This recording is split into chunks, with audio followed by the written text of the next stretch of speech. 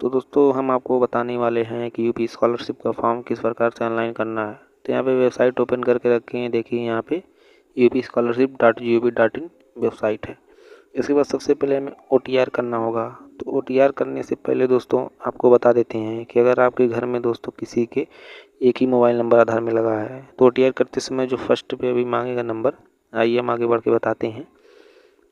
तो यहाँ पे जब प्रोसीड पे क्लिक कर देते हैं तो देखिए यहाँ पे आपको सिलेक्ट कर लेना है अपना कैटेगरी सिलेक्ट करने के बाद दोस्तों यहाँ पे मोबाइल नंबर जो मांग रहा है, अगर आप अपने घर में 4 लोग का भर रहे हैं तो 4 में यही ऊपर वाला मोबाइल नंबर अलग अलग फिल करिएगा। अगर आप सेम फिल कर देंगे दोस्तों तो आपका जो फॉर्म है वो दोस्तों ऑलरेडी बताएगा। अगर आप एक समान नंबर लगा देते हैं आधार वाला तो आधार वाला किसी में भी मत भरिएगा। इसके बाद यहाँ पे दोस्तों इस तरह से OTP वेरीफाई कर लेंगे। OTP वेरीफाई करने के बाद दोस्तों यहाँ पे eKYC वाले ऑप्शन पे हम आ जाते हैं। eKYC वाले ऑप्शन पे आने के बाद आधार नंबर दर्ज करेंगे, कैप्चा कोड सबमिट कर देंगे। इसके बाद अगर आप यहाँ पे दोस्तों पहले से रजिस्टर हैं तो आधार पे क्लिक करके आप लॉगिन कर सकते हैं OTP से।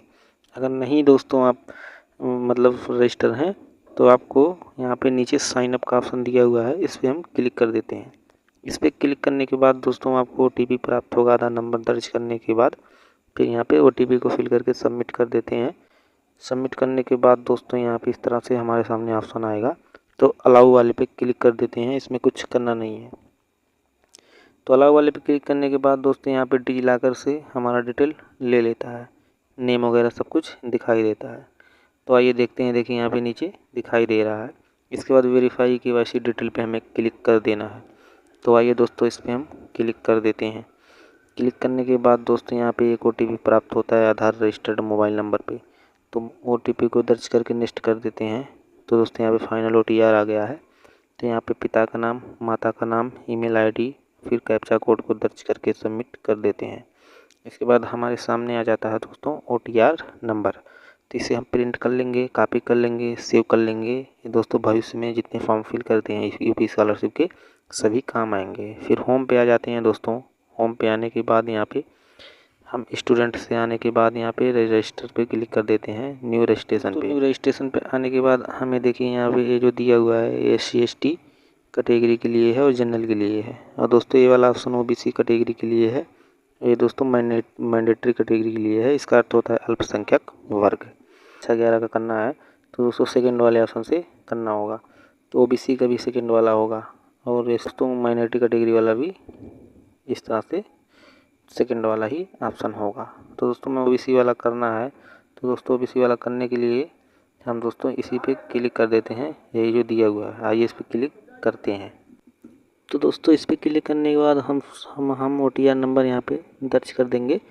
इसके बाद दोस्तों सबमिट पे क्लिक कर देंगे। सबमिट पे क्लिक करने के बाद OTR नंबर हमारे सामने शो हो रहा होगा। और दोस्तों यहाँ पे सबसे पहले हमें सिलेक्ट कर लेना है ज़िला कि हम किस ज़िले में दोस्तों पढ़ाई कर रहे हैं, हमारा जो संस्थान है। फिर यहाँ पे संस्थान का नाम उस ज़िले का सिलेक्ट कर लेंगे जहाँ हम पढ़ते हैं वर्तमान में। इसके बाद यहाँ पे जाति समूह क्या है हमारी वो सिलेक्ट कर लेंगे, OBC SC ST जो भी होगा। इसके बाद दोस्तों हमें धर्म में सिलेक्ट कर लेना है, तो यहाँ पे ऑटोमेटिक हिंदू शो कर देगा। अगर आप अल्पसंख्यक से भरेंगे तो दोस्तों यहाँ पे मुस्लिम, बौद्ध, सिख, ईसाई शो करेगा, तो आपको सिलेक्ट कर लेना है। इसके बाद हाई स्कूल ग्रेड वर्ष, इसके बाद हाई स्कूल बोर्ड का नाम, इसके बाद दोस्तों हाई स्कूल बोर्ड का अनुक्रमांक हमें दर्ज कर लेना है। तो दोस्तों आइए दर्ज कर लेते हैं। तो दोस्तों आपका हाई स्कूल क्रमांक फर्स्ट वाले में दर्ज करिएगा, सेकंड वाले में नहीं दर्ज होगा दोस्तों, पूरा फर्स्ट वाले में ही दर्ज होता है। इसके बाद आपको एक पासवर्ड बना लेना है। जैसे मान लीजिए आपका नाम है शिवम, तो कैपिटल SHIVAM @123 इस तरह से आपको बना लेना है। इसके बाद दोस्तों यहाँ पे कैप्चा भरना है, फिर दोस्तों सबमिट पे क्लिक कर देना है। तो दोस्तों इस तरह से देखिए रजिस्ट्रेशन हमारे सामने हो गया है।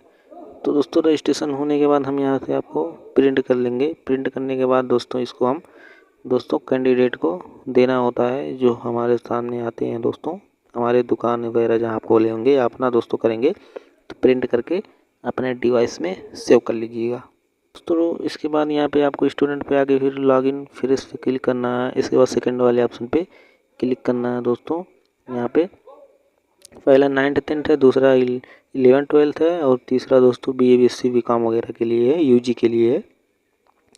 तो इस तरह से जो हमारे सामने ओपन होता है, तो यहाँ पे पहले रजिस्ट्रेशन नंबर हम फिल करेंगे। इसके बाद दोस्तों OTR नंबर सेकंड वाले में फिल करना होगा। इसके बाद हम दोस्तों अपना पासवर्ड जो बनाए रहेंगे अभी हम बताए हैं उसको दर्ज कर देंगे। इसके बाद यहाँ पे कैप्चा को इस बार सबमिट पे क्लिक कर देते हैं। इसके बाद दोस्तों यहाँ पे देखिए इस तरह से ओपन हो जाएगा, हमारा सारा डिटेल शो हो जाएगा। अभी फर्स्ट स्टेप हरा हुआ है यानी ग्रीन हुआ है, तो फर्स्ट स्टेप हमारा अभी हुआ है। अभी हमें जाना है 7 स्टेप तक। तो दोस्तों इस तरह से हमें अब आना होगा यहाँ पे छात्रवृत्ति हेतु ऑनलाइन आवेदन पत्र भरें। अब दोस्तों OTP वगैरह का काम नहीं लगेगा, बीच में पहले OTP लगता था। तो यहाँ पे हाई स्कूल का प्राप्तांक कितना हम नंबर पाए हुए हैं हाई स्कूल में, ये हमें दे देना है। इसके बाद हाई स्कूल का पूर्णांक कितना है ये भी दे देना है। यहाँ पे पाठ्यक्रम का यहाँ पे नाम सेलेक्ट कर लेंगे, कक्षा 11 में पढ़ रहे हैं या 12 में। तो दोस्तों यहाँ पे दोनों के लिए है, अगर आप 11 में नहीं फिल किए होंगे फॉर्म तो 12 में भी भर सकते हैं। इसके बाद दोस्तों यहाँ पे जो अगर फेल हो गए होंगे 10 में, वो लोग दोस्तों दोबारा 10 में अगर पढ़ाई करते हैं तो फॉर्म नहीं फिल कर सकते। इसके बाद यहाँ पे वर्तमान परिस्थिति, आप जब एडमिशन करवाए थे 11 में उसका डेट यहाँ पे दे देना है। इसके बाद दोस्तों यहाँ पे बोर्ड का पंजीयन और अनुक्रमांक हमें दोस्तों अपने क्लास टीचर से जाके ले लेना है, यहाँ पे वो दे देंगे, इसमें फिल कर देना है। इसके बाद दोस्तों यहाँ पे बोर्ड का नाम आपको सिलेक्ट कर लेना है, यूपी बोर्ड है CBSE बोर्ड है। इसके बाद आपको यहाँ पे सिलेक्ट कर लेना है कि आप दोस्तों दिवा छात्र हैं या आवासीय छात्र हैं। तो दोस्तों दिवा छात्र लगभग सभी होते हैं कक्षा 11, 12, 9, 10 में, और दिवा छात्र आवासीय छात्र वो होते हैं जो दोस्तों हॉस्टल लेके रहते हैं, वो दिवा छात्र नहीं होते हैं। और यहाँ पे दोस्तों ना रिफंडेबल फीस, जो आपकी फ़ीस लगी होगी दोस्तों एडमिशन के समय, इसमें दर्ज कर देना है। इसके बाद यहाँ पे आपको दिव्यांग अगर हैं तो सिलेक्ट करिए, नहीं तो छोड़ दीजिए। और यहाँ पे दोस्तों गत वर्ष की कक्षा आपकी क्या थी, कक्षा 10 थी, और गत वर्ष का जो शिक्षण संस्थान उसका नाम यहाँ पे आपको दर्ज कर देना है। इसके बाद दोस्तों कैप्चा को भर के सबमिट कर देते हैं। तो यहाँ पे देखिए दिया हुआ है आपके आवेदन पत्र की प्रविष्टियाँ सफलतापूर्वक भरी गई। फिर होम पे आना है। होम पे आने के बाद आवेदन पत्र को संशोधित कर सकते हैं अगर कुछ गलतियाँ हो गई हैं तो, नहीं तो दोस्तों आय एवं जाति प्रमाण पत्र हेतु पे हम क्लिक करके दोस्तों आय जाति वेरीफाई कर लेते हैं। तो आइए आय और जाति प्रमाण पत्र को वेरीफाई करते हैं। तो यहाँ पे देखिए दिया हुआ है आय प्रमाण पत्र आवेदन फॉर्म संख्या। तो आय प्रमाण पत्र में आवेदन फॉर्म संख्या दिया होगा दोस्तों, उसको दर्ज करेंगे, बाईं तरफ ऊपर दिया रहता है। फिर उसी के नीचे प्रमाण पत्र क्रमांक दिया रहेगा, तो दोस्तों उसको भी यहाँ पे फिल कर देंगे। इसके बाद दिए गए कैप्चा कोड को दर्ज कर देंगे, फिर सबमिट पे क्लिक कर देते हैं। तो यहाँ नीचे दोस्तों नाम वगैरह दे देगा, और दोस्तों यहाँ पे कितना आपका बना हुआ है वो भी दिखाई देगा। इसके बाद वेरीफाई इनकम डिटेल पे क्लिक करेंगे, तो ये डिस्ट्रिक्ट से डाटा आय प्रमाण पत्र संख्या। दोस्तों यहाँ पे जाति प्रमाण पत्र का डिटेल इस तरह से फिल कर देंगे, और यहाँ पे आपको उपजाति सिलेक्ट करना होगा कि आपकी जाति कौन सी है, जाति प्रमाण पत्र में दिया रहता है, वहीं से आपको दोस्तों देख लेना है कि हमारे जाति प्रमाण पत्र में क्या दिया हुआ है। इसके बाद यहाँ पे इस तरह से सबमिट कर देते हैं, तो ये भी डिटेल दिखाई देने लगता है। इसके बाद वेरीफाई कास्ट पे क्लिक कर देते हैं, तो वेरीफाई हो जाता है। इसके बाद देखिए आधार वगैरह ऑटोमेटिक वेरीफाई हो चुका है दोस्तों, OTR से ही पहले से ही। इसके बाद जांच हेतु आवेदन प्रिंट करें, इसी पे हमें क्लिक कर देना है, और दोस्तों जांच हेतु निकल चुका है। अब इसको आपको अपने स्कूल के दोस्तों हेडमास्टर या दोस्तों कार्यालय में जाके चेक करवा लेना है। कुछ गलत होगा तो फिर आपका अभी संशोधन हो जाएगा। जो OTR में फिल किए होंगे वो संशोधन नहीं होगा, बाकी ये सब संशोधन हो जाता है। तो यहाँ से आप संशोधित कर सकते हैं चेक करवाने के बाद। तो इसके बाद दोस्तों आप फाइनल लॉक कर देंगे, नीचे दिया हुआ है जांच उपरांत। तो दोस्तों 3 दिन के बाद आप फाइनल प्रिंट निकाल के उसके साथ डॉक्यूमेंट लगा के आप कॉलेज में जमा कर सकते हैं। तो ये थी प्रक्रिया। अगर प्रक्रिया अच्छी लगी हो तो चैनल को सब्सक्राइब करके बेल आइकन दबा लीजिएगा दोस्तों। जय हिंद।